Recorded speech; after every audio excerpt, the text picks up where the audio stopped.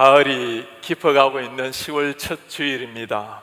산마다 단풍이 아름답게 물들고 있는데, 물드는 단풍처럼 우리의 영혼도 주님의 말씀으로, 주님의 성품으로 날마다 주님을 깊이 닮아가는 성도님 삶이 되시기를 주의 이름으로 축복합니다.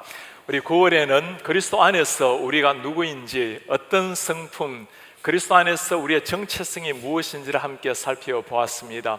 10월에는 그리스도 안에서 자라가는, 주님을 닮아가는 예수님의 신앙 인격, 예수님의 성품에 대해서 말씀을 함께 나누려고 합니다. 우리 성도님들이 사람들에게 이런 이야기를 자주 들었으면 참 좋겠습니다. 당신은 참 본받고 싶은 분이군요. 당신을 보면 예수님이 어떤 분인지가 알 것 같습니다. 이런 칭찬을 들을 수 있다면 얼마나 주님이 기뻐하시지 않으시겠습니까? 우리 성도님들 한번 물어보시기를 바랍니다. 내 생에 내가 정말 본받고 싶은 분이 있는지. 대학교 선교단체에서 훈련을 받으면서 저희 동료들 가운데 정말 본받고 싶은 사람들의 이름을 따서 자신의 이름을 바꾸는 형제 자매들이 참 많이 있었습니다. 성경의 인물뿐만 아니라 기독교 역사에도 참 모델이 될 만한 많은 사람들이 있었죠. 모라비안 선교를 세웠던 진젠돌프의 삶을 따라가기 위해서 그의 이름을 진젠돌프로 바꾼 형제가 있었습니다. 부와 명예 모든 것을 다 내려두고 십자가의 복음 세계 선교를 위해서 자신의 삶을 바쳤던 그분을 따라가기 위해서였습니다. 기독교 역사의 가장 뛰어난 설교자라고 할 수 있는 분이 찰스 스펄전인데, 그의 이름을 스펄전으로 바꾸고 러시아의 선교로 떠나간 사람도 있습니다. 신학교 교수님, 존경하는 교수님의 이름을 따라서 자신의 이름을 바꾸는 학생도 보았습니다. 누군가가 따라가고 싶고 모델이 될 만한, 본받을 만한 사람을 가지고 있다는 것은 참 행복하고도 다행한 일입니다.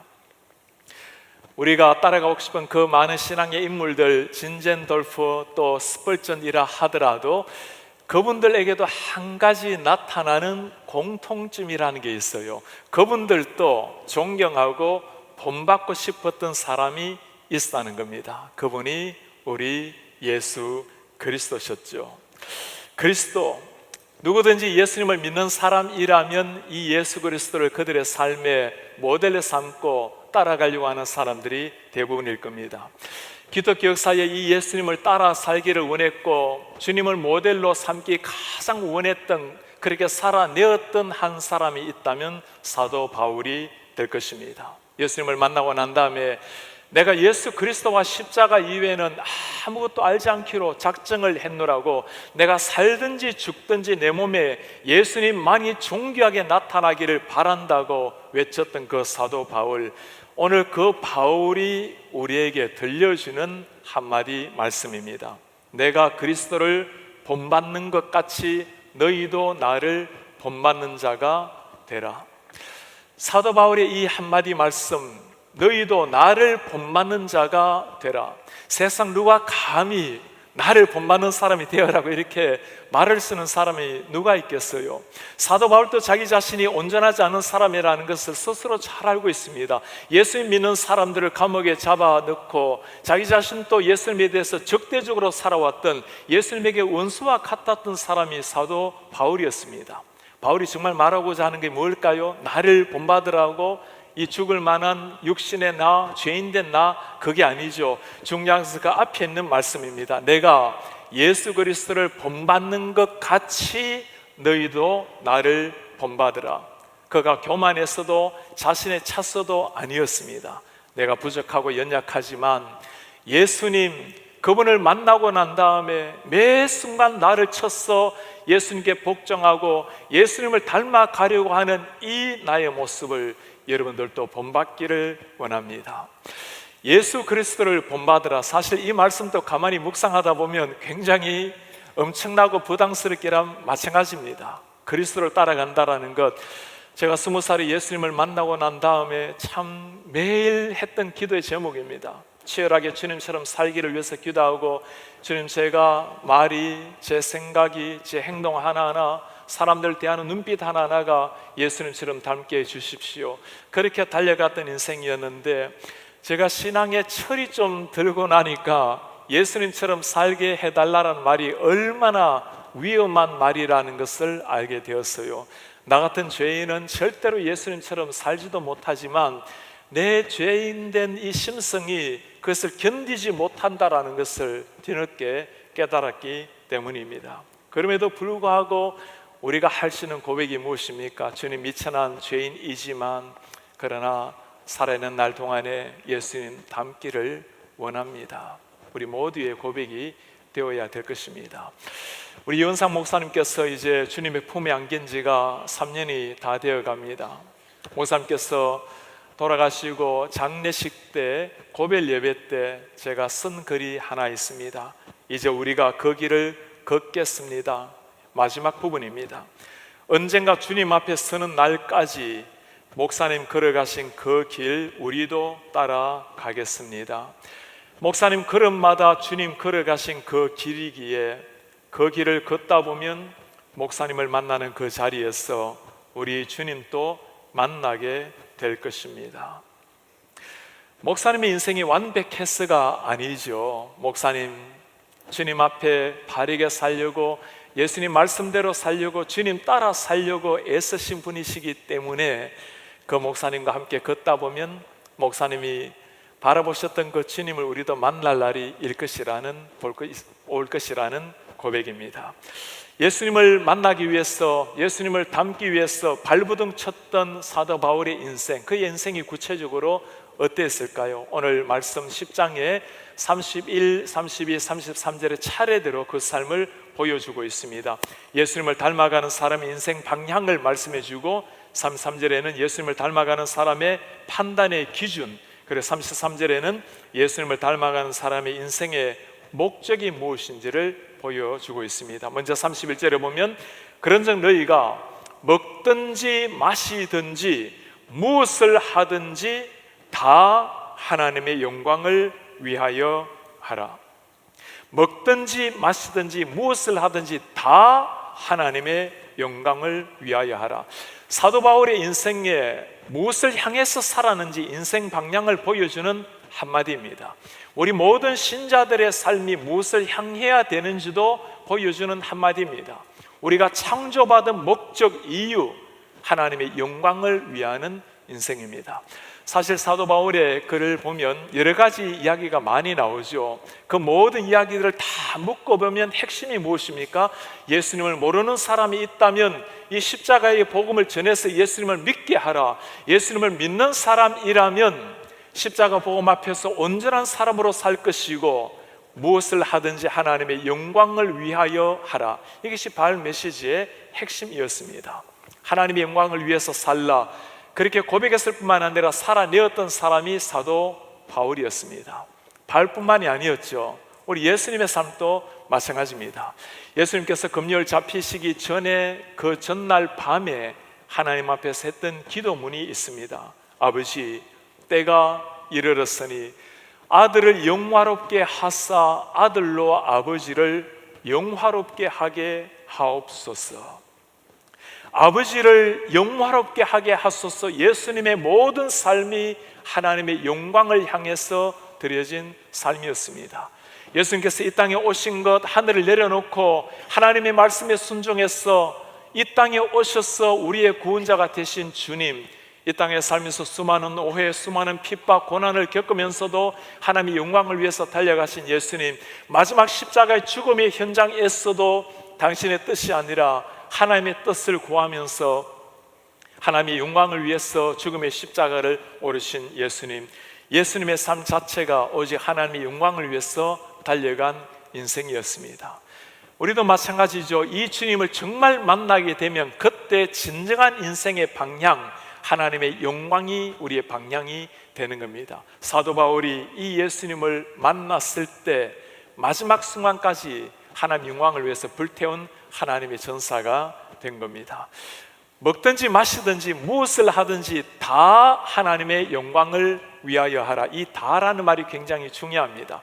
헬라어로 판타라는 단어를 사용하는데 예외가 없는 모든 삶의 영역에서 하나님의 영광을 구하라는 말씀입니다. 먹든지 마시든지. 당시 유대 사람들은 먹고 마시는 율법이 굉장히 까다로웠습니다. 구약에도 보면 먹는 것, 마시는 것 이야기를 많이 하고 있죠. 무엇은 먹어서는 안 되고 어떤 것은 먹어야 되고 마시고, 이걸 가지고 율법을 잘 지키는 것으로 그들의 신앙이 좋은 것으로 생각을 했습니다. 바울은 예수님을 만나고 나니까 전혀 달라진 거예요. 먹고 마시는 것이 신앙의 본질이 아니라 그리스도를 만나고 나면 딱 한 가지 질문, 무엇을 하든지 하나님의 영광이 되고 있는가, 영광을 위해서 하라는 말씀입니다. 오늘날은 먹고 마시는 일에 대해서 그렇게 강조를 안 하는, 중요시 여기지 않는 시대가 되어 버렸습니다. 먹고 마시는 것, 신앙인의 영역은 우리 모든 삶에서 하나님의 영광이 되는가를 물어보는 겁니다. 우리 교회에 우리 교육자들을 초청을 하게 될 때는 주로 토요일 와서 설교를 하고, 그 다음 우리 당회 장로님들 면접담원 하시고 우리 목사님들도 함께 면접하는 시간을 가지게 됩니다. 우리 목사님들 중에 가끔 몸이 아주 풍성한 분을 만나게 되면, 그리고 우리 교회를 초청을 하게 되면 마지막에 꼭 하는 부탁이 있어요. 가장 신체를 사역하기 좋은 신체로 만들어 오든지 아니면 버지니아까지 비행기를 타지 말고 뛰어오라고 부탁을 합니다. 캘리포니아에서도 오레곤에서도 지금까지는 뛰어온 사람이 한 사람도 없으니까 우리 목사님들 정말 최선을 다해서 사역을 하고 계시죠. 성령이 거하시는 몸인 우리의 몸도 목회자들이 제대로 관리하지 못한다면 어찌 하나님의 영이 거하시는 하나님의 거룩한 몸된 공동체 교회를 돌아볼 수 있겠습니까? 우리 성도님들 다 마찬가지입니다. 먹든지 마시든지 자녀를 키우든지 직장 생활을 하든지 모든 영역 가운데 하나님의 영광을 위하여 하라. 선교사나 목사의 모토뿐만이 아닙니다. 우리 모든 성도님들이 기억하고 우리의 구호가 아니라 내 삶이 되어야 될 말씀입니다. 한번 물어보시기를 바랍니다. 하나님의 영광을 위하여 하라. 내 삶의 모든 영역에서 내 방향이 하나님의 영광을 향해서 나아가고 있는가? 우리가 나름대로 신앙생활하고 나름대로 다 사회생활을 합니다. 여러분, 방향이 어디에 있습니까?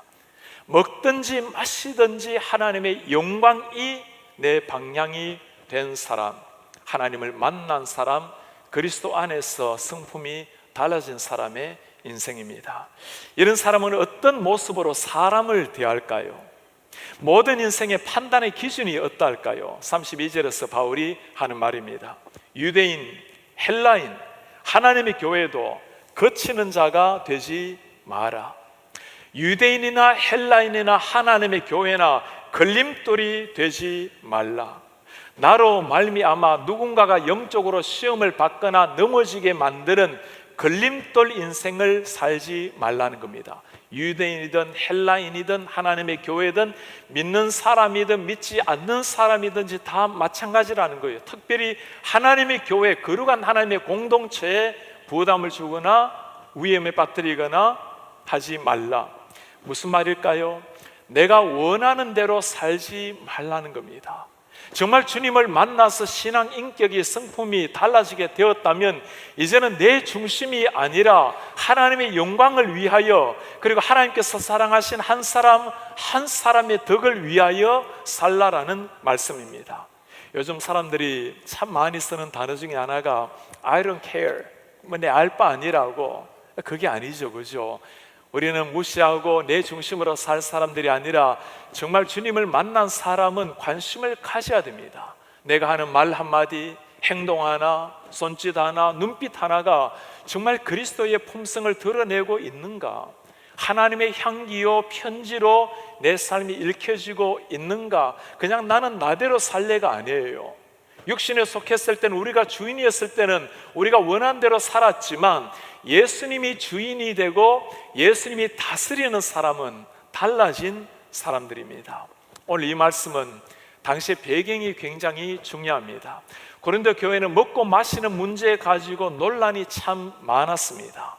무엇을 가지고 어떻게 해야 올바른 것인지 그때 바울이 그들을 향해서 했던 권면이 있어요. 모든 것이 가하나 모든 것이 유익한 것이 아니라, 모든 것이 덕을 세우는 것은 아니라, 누구든지 자기의 유익을 구하지 말고 남의 유익을 구하라.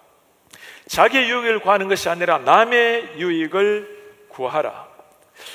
어떻게 살아내야 될지, 사람들을 어떻게 대해야 될지, 상황 속에서 어떻게 판단해야 될지를 보여주는 한 가지 기준되는 말씀입니다. 먹는 것, 제사 음식이라도 기꺼이 먹을 수 있어요. 그러나 한 사람이라도 그것 때문에 시험을 받는다면 내가 평생 먹지 않으리라.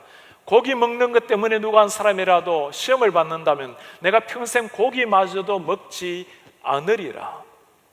무엇을 하든지 내가 누릴 자유도 중요하지만 그로 말미암아 하나님이 영광을 받으시는지, 그리고 곁에 있는 우리의 몸된 지체인 공동체가 세움을 입는지를 물어보고 하라는 말씀입니다. 이것이 그리스도인이 가져야 될 삶의 자세입니다. 두 가지 물어보면 되는 거예요. 하나님이 영광을 받으시는가? 그리고 곁에 있는 형제 자매, 우리의 몸된 지체입니다. 그를 그리스도 안에서 세우는 삶이 되고 있는가? 교회를 다니지 않는 사람들 중에 가끔 이렇게 말하는 사람들이 있어요. 예수님이 싫어서가 아니라 교회 다니는 사람이 싫어서 교회를 못 다닌다고. 물론 그들 중에 많은 사람들은 그리스도인을 오해하는 사람들도 많을 겁니다. 그러나 우리의 말 한마디, 생각 하나, 무심코 하나의 행동 하나가 많은 사람들에게는 보이지 않는 하나님을 보여주는 통로가 되는 겁니다. 하나님을 믿는 사람을 통해서 당신이 나타나고 보여주기를 원하시는 분이시라는 말씀입니다. 그냥 내 마음대로 살아가는 인생, 혹시나 나로 말미암아 누가 상처받아도 관계없는 인생, 관계없는 게 아니죠, 그죠? 예수님을 아는 사람에게 주님이 무섭게 하시는 말씀이 있어요. 누구든지 나를 믿는 이 소자 중 하나를 실족하게 하면 차라리 연자 몇 돌을 그 목에 달리우고 깊은 바다에 빠뜨리우는 것이 나으니라. 실족해 하는 일들이 있음을 인하여 세상에 화가 있도다. 실족해 하는 일이 없을 수는 없으나 실족해 하는 그 사람에게는 화가 있도다. 여러분, 우리의 삶이 정말 한 사람 한 사람에게 어떻게 나타난지를 돌아보셔야 되는 겁니다. 그것이 그리스도 안에서 주님의 삶을 본받아 살아가는 사람의 일상의 고민이요 기도의 제목인 겁니다. 인도의 마트마 간디가 한 말이 있습니다. 우리 그리스도인의 삶을 두고 인도의 모든 그리스도인들이 성경에 나오는 예수님의 가르침대로만 살았다면 오늘 모든 인도인들은 그리스도인이 되어 있을 것이다. 말씀대로 살아내었다면 모든 인도 인구가 주님을 알고 그리스도인이 되었을 텐데, 이게 우리의 고백이라 되지 않습니까? 너희가 세상에 보낸 나의 편지라고, 너희가 세상의 빛이요 소금이라고, 나의 거울이라고 주님이 말씀을 하시는 거예요. 보이지 않는 주님을 우리를 통해서 보게 하시는 것, 참으로 부담스러운 책임이지만 영광스러운 그리스도인의 특권이 되는 겁니다. 특별히 우리로 말미암아 주님을 보여줘야 될 대상이 우리의 자녀들입니다. 우리 자녀들이 우리 한 사람 한 사람을 통해서, 어머니 아버지를 통해서 하나님이 누구신지를 알게 되는 그들이 우리 아이들입니다. 가끔 우리 아이들이 신앙에서 이탈하거나 교회를 떠나게 되는 경우에 중요한 이유 중에 하나로 늘 나오는 것이 부모님이에요. 우리 부모님을 보니 교회는 열심히 다니지만 하나님이 없는 것 같다. 참 아픈 이야기 아닙니까? 부모님을 두고 이렇게 말하는 자조적인 이야기도 있어요. 부모님의 신앙의 삶은 교과서가 아니라 하나의 참고서일 뿐이다. 참고서가 되어서는 안 되죠. 우리 하나님이 누구신지, 신앙생활을 어떻게 하는지 정말 보여주는, 비록 부족하지만 교과서가 되어야 될 분이 우리 부모님들 아니겠습니까? 이렇게 하나님의 영광을 위해서 살아가는 사람, 삶의 인간관계에서 덕을 세우기 위해서 남을 나보다 더 귀하게 여기고 낮게 여기기 위해서 살아가는 사람, 그들의 삶의 인생 목적 방향이 무엇일까요? 오늘 33절에 말씀합니다. 나와 같이 모든 일에 모든 사람을 기쁘게 하여 나의 유익을 굳이 아니하고 많은 사람의 유익을 구하여 저희로 구원을 얻게 하라. 모든 사람을 기쁘게 하여 저희로 구원을 얻게 하라. 사람의 기쁨을 추구한다는 말은 바울이 평소 때 말과는 굉장히 다른 것 같습니다. 바울이 내가 사람의 기쁨을 추구하랴, 하나님의 영광을 추구하랴, 내가 사람을 기쁘게 한다면 내가 그리스도의 종이 아니라고까지 바울이 이야기하는데, 이게 무슨 말일까요? 사람을 기쁘게 하라. 하나님께 영광이 된다면, 그리스도 안에서 일어나는 일이라면 주님을 대하듯이 사람 한 사람 한 사람 대하세요. 한 사람 한 사람을 그리스도 안에서 행복하게 기쁘게 하세요라는 고백입니다.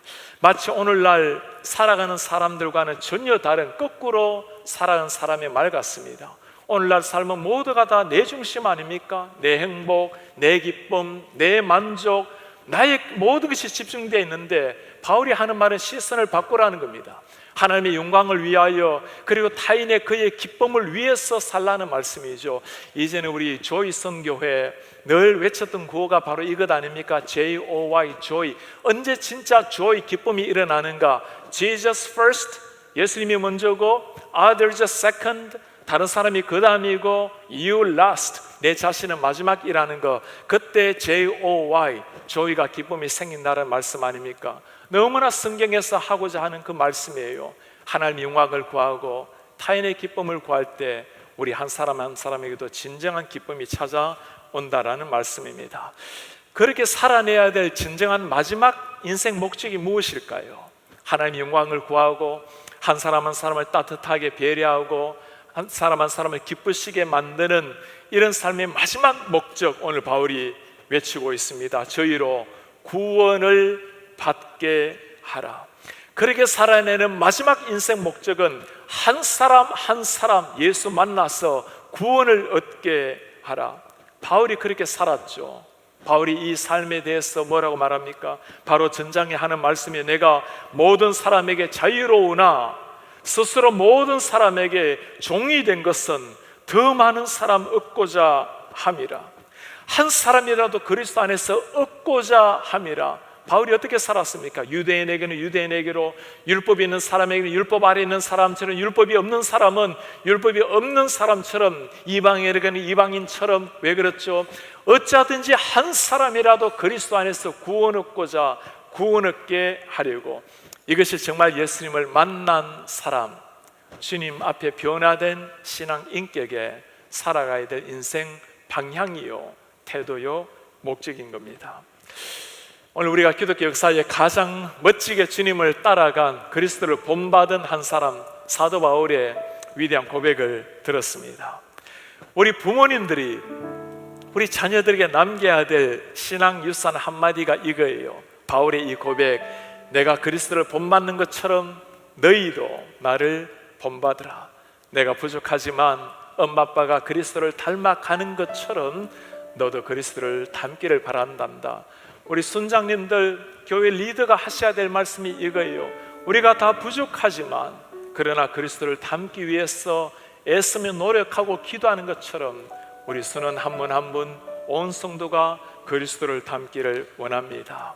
그리스도를 본받아 사는 인생. 토마스 켐시스가 쓴 그리스도를 본받아라는 책이 있죠. 이 책을 읽으면서 그 수많은 사람들이 많은 변화를 받아 주님 앞에 삶을 던졌습니다. 나오는 한 구절입니다. 그리스도의 일생이 십자가요 순교였는데 그대는 어찌하여 평안함과 즐거움만을 추구하는가? 주님을 제게 주소서. 저는 그것으로 족합니다.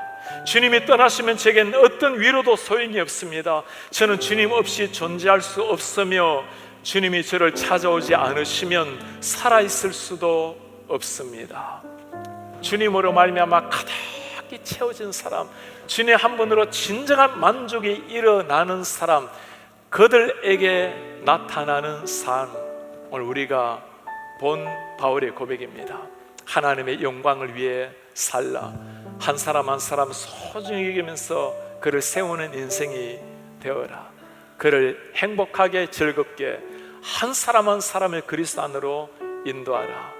이것이 우리 사랑하는 성도님들의 신앙의 고백이 되기를 축복합니다. 깊어가는 가을날에 단풍 물들듯이 우리의 영혼이 그리스도의 인격과 그리스도의 성품으로 잘 변화되어서 우리 성도님들 이런 말씀 많이 듣기를 바라요. 당신을 보면 참 본받고 싶습니다. 예수님이 어떤지 당신을 보면 알 것 같습니다.